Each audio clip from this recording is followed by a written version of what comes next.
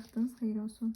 Bugün Azərbaycan dilindən 6-cı sinifə monitorinq mətninə düşə biləcək suallar paylaşacağım.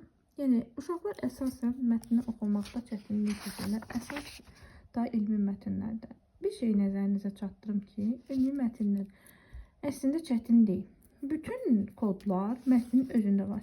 İlk növbədə uşaqlar izləmə, yəni qələmlə, barmaqla, izləmə metodikası ilə mətni yadlarında saxlaya bilərlər və yaxud da hər hansı bir abzasda necə deyirlər, nöqtə ilə, vergüllə işarə eləyib belə də saxlaya bilərlər. Mətndə, yəni bütün cavablar əks olunur və elmi mətnlərə daha çox necə deyirlər, abzasları izləyərək saxlaya bilərlər. Qeyd etdiyim kimi, yəni barmaq metodikası, qələmlə. Bunlar daha asan olacaq, yəni.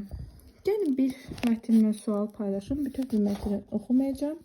Nə üçün ölkələrarası müqayisə ehtiyatlı aparılmalıdır? Bu suala baxaq. Ona görə ehtiyatlı aparılmalıdır ki, cavablara baxın. A variant. Çünki sorğuların metodologiyası fərqlidir. Nədir bu? Yəni, hər kəs, belə izah edim ki, uşaqlara da başa düşsün, öz tərəzisi ilə çəkir də, yəni. Hər tərəzi, yəni fərqlidir. Yəni, hər ölkənin də şəkər qəbulu, yəni burada mətndə də qeyd olunub, hər ölkə nə qədər qəbul digərlərinin nisbətən fərqlidir. Ona görə də ehtiyatla aparılır. Cavab A variantı olacaq. Çünki yalnız uşaqlar iştirak edir, xeyr. Böyüklər də iştirak edir. Çünki sorğular təhsilli insanlar arasında aparılır, xeyr əlbəttə.